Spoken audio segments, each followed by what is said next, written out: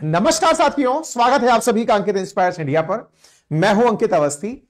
आप सभी को आने वाले नववर्ष की बहुत सारी शुभकामनाएं। आप पूछेंगे कि अभी से क्यों दे रहे हो, अभी तो दिन बचे हैं। मैं इसलिए दे रहा हूं क्योंकि इसरो इसकी तैयारी कर चुका है और इसरो की तैयारी में इस साल के जाते जाते आपको कुछ ऐसा खास याद में दिया जा रहा है कि आप जब नव वर्ष में एंट्री करें, ग्रेगोरियन कैलेंडर के अनुसार वर्ष 2025 में जब एंट्री करें तो वह साल बड़ा खास हो। हालांकि हिंदू नववर्ष के अनुसार हमारा चैत्र शुक्ल प्रतिपदा यानी कि चैत्र नवरात्रि के प्रथम दिन से नववर्ष शुरू होता है, लेकिन हमारी जितनी भी वर्तमान बही खाते चल रहे हैं, आज का जो फाइनेंशियल ईयर सिस्टम चल रहा है उसको ध्यान में रखें तो नववर्ष आने वाला है। इसरो ने भी लगभग वैसी ही प्लानिंग की है। हालांकि उसकी प्लानिंग में इस साल का अंत धमाकेदार करने की प्लानिंग है। अब आप पूछेंगे इतना माहौल बना रहे हो तो कुछ बता भी दो, ऐसा करने वाला क्या है। हमने कहा फिर थोड़ा और माहौल बनने दो। माहौल में फिलहाल आपके सामने एक तस्वीर को आने दो। यह तस्वीर है धरती से ऊपर घूमते हुए एक सैटेलाइट की, जिसे इंटरनेशनल स्पेस स्टेशन कहा जाता है। यह धरती से ऊपर 408 किलोमीटर ऊपर डला हुआ है। यह जो तस्वीर आपको दिख रही है, यह तस्वीर यहां है, लेकिन यह रियल में एग्जिस्ट करता है। यह रियल में दिखने वाली जो भव्य सी संरचना है, इसे अंतरिक्ष केंद्र कहते हैं, अंतरराष्ट्रीय। और यह अंतरिक्ष केंद्र जो आपको फिलहाल स्थिर दिखाई दे रहा है तस्वीरों में, असल में यह लगातार चलायमान है। इस पर कोई ना कोई क्रिया हो रही है। यह अंतरिक्ष में दिखने वाला कुछ इस प्रकार का चलायमान सा अंतरिक्ष स्टेशन हमारा नहीं है। यह दुनिया के 5 बड़े स्पेस स्टेशनों ने मिलकर बनाया है। नासा है, स्पेस एक्स है, ईएसए है, जाक्सा है, रोसकॉस्मोस है। इन सब ने मिलकर के इसका निर्माण किया है। इनके निर्माण में बहुत बड़ी जटिलताएं थी। जटिलता किस बात की थी कि साहब ये जो दिख रहा है इतना बड़ा सा संरचना, ये आफ्टर ऑल बनी कैसे होगी। तो मैंने कहा धरती से उठकर बहुत सारे टुकड़े अंतरिक्ष में गए होंगे और उन्हें जोड़ दिया गया होगा। और यह सच भी है, क्योंकि इतनी बड़ी संरचना को जमीन से उठाकर ऊपर ले जाना मुश्किल है। आज जो आप यहां पर देख रहे हैं यह बड़ी सी संरचना, इसमें 6 बड़ी विजिटिंग साइट्स लगी हैं। मतलब आपके सामने जो संरचना दिख रही है उसका वजन 4,20,000 किलोग्राम है। ये 4,20,000 किलोग्राम की जो संरचना दिख रही है, इसमें 6 बेडरूम है, 2 बाथरूम है, 1 जिम है। हमारी जो सुनीता विलियम्स हैं वो यहीं पर फंसी हैं। इस संरचना को ही इंटरनेशनल स्पेस स्टेशन कहते हैं। यही इंटरनेशनल स्पेस स्टेशन धरती के 24 घंटे में 16 चक्कर लगाता है। तो इसका मतलब बहुत तेज चलता होगा। जी हां, 28,000 किलोमीटर प्रति घंटे की रफ्तार से चलता है। अब सर ये स्पीड कितनी होती है मुझे क्या पता। मैंने कहा जो गोलियां है ना, उन गोली की स्पीड से लगभग 10 गुना तेज गति से चलता है। तो गोली की गति से 10 गुना तेज चलने वाली संरचना। सर मैंने ना गोली देखी ना मैंने ये देखा। हमने कहा हवाई जहाज देखा है। अगर हवाई जहाज की गति पता है तो डोमेस्टिक फ्लाइट्स लगभग 600 किलोमीटर प्रति घंटे की रफ्तार से चलती हैं। तो लगभग उससे 30 से 35 गुना तेज गति से यह वाला घर उड़ रहा है धरती के चारों तरफ चक्कर काटते हुए। कब से उड़ रहा है? तो आंसर है वर्ष 1998 से लगातार उड़े जा रहा है। सर इतना महिमा मंडन किस बात का? मैंने कहा किस बात का नहीं, असल में आपके मन में एज ए साइंस स्टूडेंट ये क्यूरोसिटी होनी चाहिए कि भाई ये हुआ कैसे होगा कि 4.25 लाख किलोग्राम का एक सिस्टम अंतरिक्ष में तैर रहा है। तो आंसर तलाशते हुए पहुंचते हैं कि कुछ इस प्रकार के बड़े बड़े टुकड़े अंतरिक्ष में ले जाकर जोड़े गए होंगे। यानी कि ये जो संरचना आपको आपस में एक दूसरे के नजदीक आते हुए दिख रही हैं, ये संरचनाएं अंतरिक्ष में बकायदा पहुंचाई गई होंगी धरती से 400 किलोमीटर ऊपर, और उन्हें कुछ इस प्रकार से जोड़ा गया होगा। सर गोली की स्पीड से 10 गुना तेज यदि ये आ रही होंगी तो इनके आने के बाद टकराने की टेंशन नहीं होती होगी। अगर होती होगी तो कौन रेल के इंजन में डब्बे जोड़ने की जो कला है वो अंतरिक्ष में दिखा रहा होगा। तो मैंने कहा धरती पर बैठे वैज्ञानिक। सर इस कार्य को करने में कौन लोग शामिल हैं? मैंने कहा जो तस्वीरें दिख रही हैं इसके लिए तो नासा है, यूरोपियन स्पेस एजेंसी है, रशियन स्पेस एजेंसी है, जापानी स्पेस एजेंसीज हैं, वो सब मिलकर के इस काम को अंजाम दे रही हैं। हम इसमें हैं क्या? हमने कहा नहीं है। तो फिर चर्चा किस बात की है? चर्चा इस बात की है कि जो काम रूस वाले जानते हैं, अमेरिका वाले जानते हैं, चाइना वाले भी जानते हैं, अब वही काम इसरो करने जा रहा है। क्या करने जा रहा है? हमने कहा इस साल के अंत में हम दुनिया के सामने कुछ ऐसा करने जा रहे हैं जिससे हम दुनिया की उस लीग में शामिल हो जाएंगे जिस लीग ने हमें इस बारे में कोई जानकारी नहीं दी। कि तुम्हें नहीं बताएंगे कि रेल की चलती डिब्बे में, चलती गाड़ी में बोगी कैसे जोड़ें। अगर चलता इंजन और बोगी एक दूसरे की तरफ 36,000 किलोमीटर प्रति घंटे की रफ्तार से आ रहे हो तो उन्हें एक दूसरे से ज्वाइंट कैसे करें बिना टकराए, तुम्हें नहीं बताएंगे। मत बताओ। हमारा जो इसरो है वो इस समय सोमनाथ जी के हाथ में जो है, इन्होंने प्लानिंग की और अपनी तरफ से सैटेलाइट्स को जोड़ने की कला खोज ली। कला खोजकर निर्णय हुआ कि इस साल के अंत में हम भी बिल्कुल इन्हीं की तरह अपने सैटेलाइट्स को अंतरिक्ष में ले जाकर, सबसे चुनौतीपूर्ण कार्य क्या है? सैटेलाइट्स का अंतरिक्ष में पहुंचाना हमने सीख लिया है।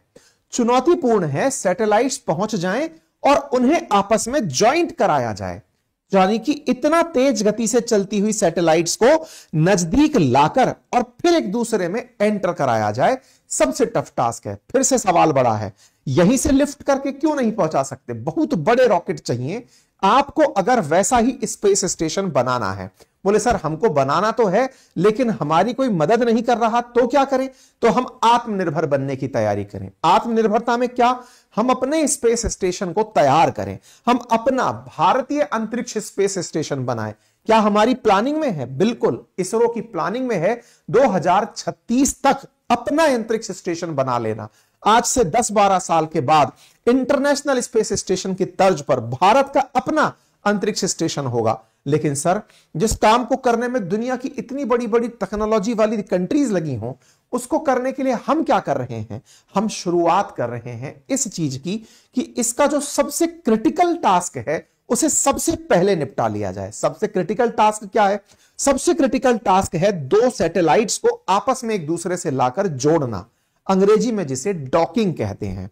सर कौन किस में जुड़ेगा? इंजन में डब्बे जुड़ेंगे तो इसको कहा क्या जाएगा?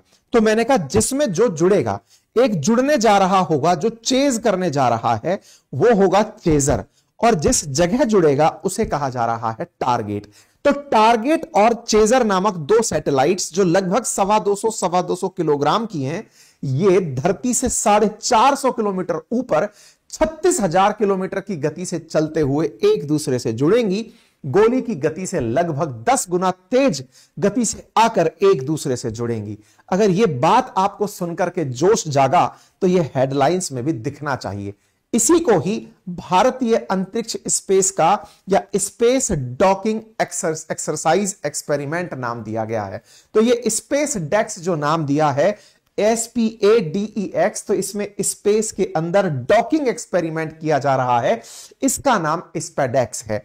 और इसी स्पेडेक्स को हम कल होते हुए देखेंगे। अगर सब कुछ सही रहा तो 30 दिसंबर 2024 का दिन भारत के इतिहास में इसरो की एक बड़ी कामयाबी के रूप में लिखा जाएगा, क्योंकि अभी तक अमेरिका, रूस और चीन जैसे देश ही इसमें अपनी हैसियत और काबिलियत रखते हैं।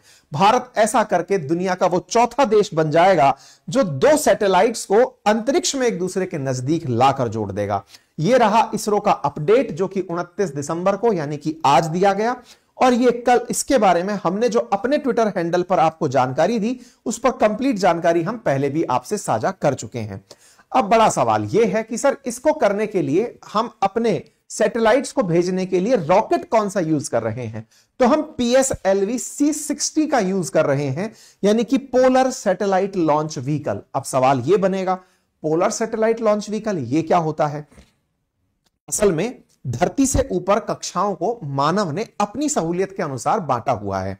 धरती से 400 से 1000 किलोमीटर के आसपास का जो क्षेत्र है दूरी पर, उसे लो स्पेस स्टेशन, लो स्पेस एरिया कहा गया है, लो अर्थ ऑर्बिट कहा गया है।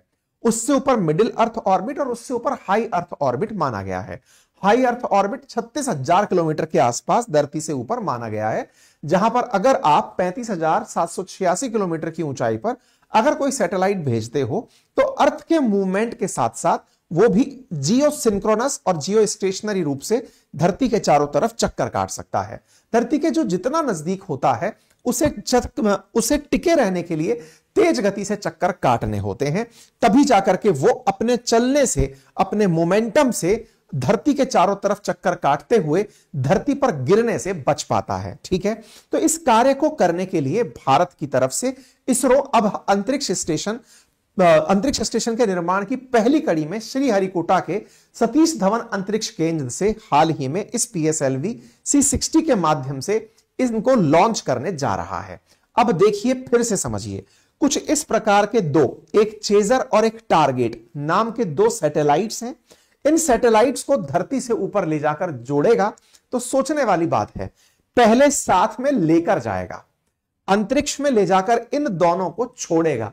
आप में से कुछ लोग पूछेंगे, सर जब साथ में लेकर जा ही रहा है तो एक साथ जोड़ के ही ले जाए, इस कर्तव्य को दिखाने की जरूरत क्या है? हमने कहा भाई, इसको प्रयोग करके देखा जा रहा है कि हम धरती से ऊपर जब इतनी तेज गति में चल रही सैटेलाइट्स हों तो क्या उन्हें जोड़ पाते हैं या नहीं। इसलिए पहले इन्हें ले जाने के लिए तो हमने एक ही रॉकेट यूज किया है। अभी ये डेमो में जा रही चीजें हैं, अभी ये 200-200 किलोग्राम की चीजें हैं, सैटेलाइट्स हैं, भविष्य में लाखों किलोग्राम तक माल ऊपर पहुंचाना है। ऐसे में फिलहाल के लिए हम डेमो करके देख रहे हैं कि हम ऐसा कर पाएंगे या नहीं। सब डेमो में कितना खर्चा आ रहा होगा? इस पूरे कार्यक्रम में लगभग 500 करोड़ का खर्च है, लगभग 225 करोड़ के आसपास इन दोनों सैटेलाइट्स के निर्माण में, और लगभग 200-250 करोड़ के आसपास उस PSLV के जो वन टाइम यूज है उसके खर्चे में आ रहा है। इन्हें अंतरिक्ष में जब भेजा जाएगा तो ये भेजने के बाद छोड़ दी जाएंगी और दोनों छोड़ने के बाद अपनी गति पकड़ लेंगी, 20 किलोमीटर तक एक दूसरे से दूर चली जाएंगी। तब धरती पर इसरो के बैठे वैज्ञानिक इन्हें दूर से पास बुलाएंगे कि चले आओ, एक चेज करे, टारगेट को, कार्यक्रम को शुरू किया जाए। तो कार्यक्रम को शुरू किया जाएगा और कुछ इस तरह से, अभी आप देखें कि टारगेट में चेजर इस तरह से आकर के एकदम प्रॉपर तरीके से फिट हो जाएगा। यानी कि ये जो प्रक्रिया आप अभी यहां देख रहे हैं ये एनिमेशन से तैयार किया गया है, लेकिन सोचिए कि कल अगर हकीकत में यह काम भारत करने में सक्षम होता है तो ना जाने कितने देशों को भारत से इस बात की प्रतिस्पर्धा हो जाएगी कि यार इन लोगों ने हमसे बिना पूछे इस तकनीकी रूप से जटिल कार्य को कैसे कर लिया। अब आपके दिमाग में प्रश्न आएगा कि मास्टर जी लग रहे हो पगला गए हो। हमने कहा क्यों? ये तो बहुत आराम से हो रहा कार्यक्रम है, ये तो ट्रेन की शंटिंग जैसा दिख रहा है, जैसे बोगी और इंजन जुड़ते हैं तो बहुत आराम से जुड़ते हैं, ये तो वैसा दिख रहा है। आप कह रहे हो गोली से इतना तेज आएगा, तो इसका तथ्यात्मक जानकारी क्या है? देखिए, तेज गति से आएगा, लेकिन वैज्ञानिक उसे आने से पहले, जैसे लैंडर को जब लैंडिंग कराई थी चंद्रमा पर चंद्रयान-3 के टाइम पर, तो बिल्कुल धीरे से ला करके उसको लैंड कराया था, सॉफ्ट लैंडिंग कराई थी। कुछ वैसे ही यहां पर सैटेलाइट्स को एक दूसरे के नजदीक बड़े ही सॉफ्ट लैंडिंग अंदाज में लाया जाएगा, और जब ये एक दूसरे के बिल्कुल नजदीक आ जाएंगे तब जाकर के बिना किसी जर्क के ये एक दूसरे से आकर लगभग 450 किलोमीटर दूर धरती से ऊपर लो अर्थ ऑर्बिट के अंदर एक दूसरे से मिलेंगे, और ये काम करके अपने आप में देश के लिए एक नया काम करने की शुरुआत कर देंगे। भारत के लिए एक उपलब्धि होगी कि भारत इस काम को पहले 20 किलोमीटर से नजदीक लाते हुए धीरे धीरे 5 किलोमीटर, फिर 1.5 किलोमीटर, फिर 500 मीटर, 250 मीटर, 15 मीटर, अंत में 3 मीटर तक लेकर आएगा और फिर इन्हें डॉक करेगा। सर इन्हें डॉक कर दिया, उसके बाद क्या होगा? डॉक के बाद फिर अनडॉक करेगा। अनडॉक से मतलब यह है कि इन दोनों को एक दूसरे से सेपरेट किया जाएगा, और इस तरह से भारत अपना भारतीय डॉकिंग सिस्टम तैयार कर लेगा। और जो ये तैयार हुआ भारतीय डॉकिंग सिस्टम है, यह भारत का अपना होगा, अंतरराष्ट्रीय डॉकिंग सिस्टम के मानकों पर तो खरा उतरेगा, लेकिन इसका पेटेंट हमारा अपना है, क्योंकि किसी ने हमारी इसमें मदद नहीं की है। तो यह अपने आप में बड़ी काबिल चीज है जो कल भारत करने जा रहा है, और ऐसा करके हम अपना डॉकिंग, भारतीय डॉकिंग सिस्टम बना रहे हैं। और इस भारतीय डॉकिंग सिस्टम में कुछ इस तरह की गतिविधियां हैं जो होती हुई दिखेंगी। ये हमारे 2 सैटेलाइट्स हैं जो अंतरिक्ष में जाकर मिलेंगे। ये इसरो का ट्वीट है। अब बात सवाल इसकी कि इससे फायदा क्या होगा? इतना रुपया हम खर्च कर देंगे, फायदा क्या होगा? नंबर 1, भविष्य में भारत भी कभी ग्रेविटी के बिना के प्रयोग अंतरिक्ष स्टेशन में कर पाएगा।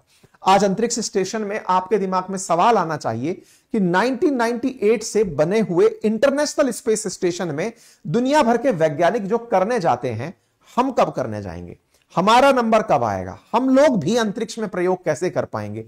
गगनयान में हम अंतरिक्ष यात्री भेज रहे हैं, वो वापस अंतरिक्ष से नीचे तो आ रहे हैं, लेकिन कल को भारतीय वैज्ञानिकों को इसी तरह के भारतीय अंतरिक्ष स्टेशन में जाकर एक्सपेरिमेंट करने हो तो उसके लिए कैसा हमारा अपना अंतरिक्ष स्टेशन होगा? उसके लिए यह बुनियादी रूप से आवश्यक है कि इस कार्य को कराया जाए। तो इस तरह की चीजें होंगी।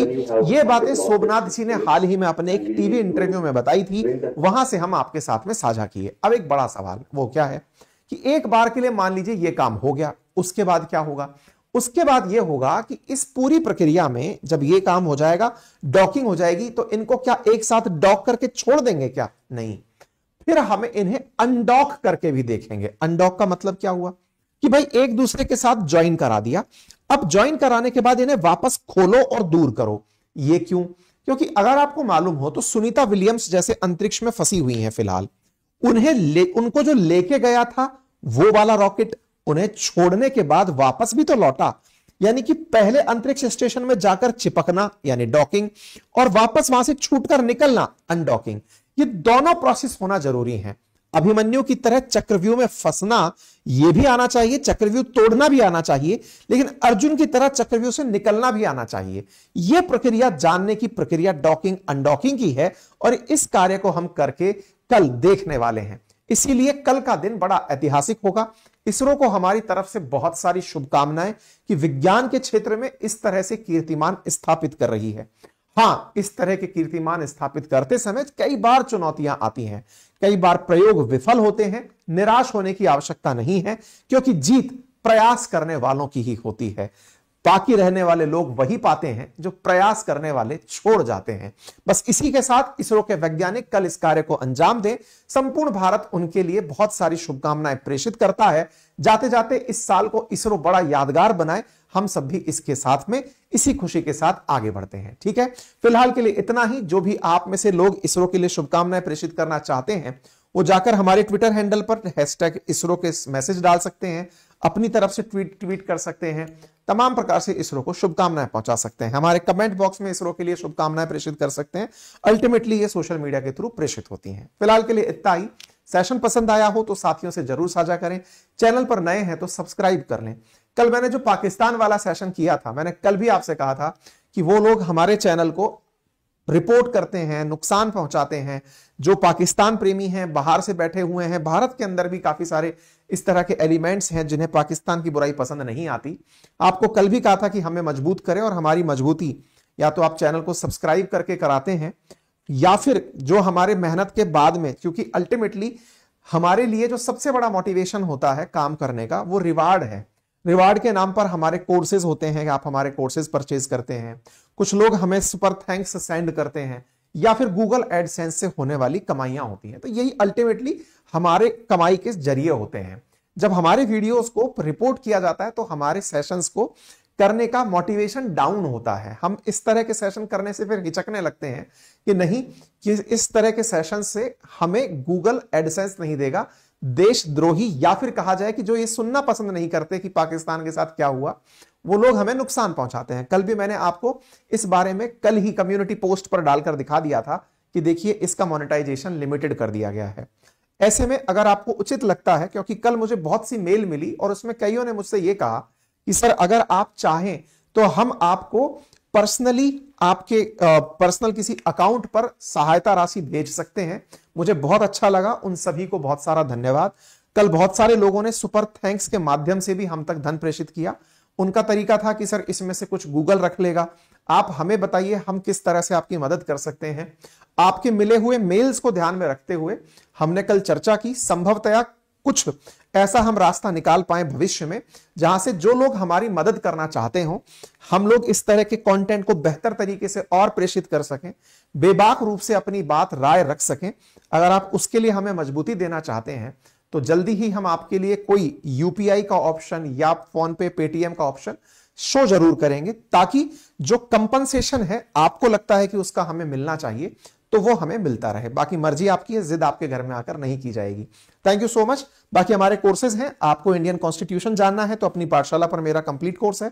फाउंडेशन ऑफ स्टॉक मार्केट जानना है तो इसके लिए बातें बाजार की पर मेरा कोर्स है।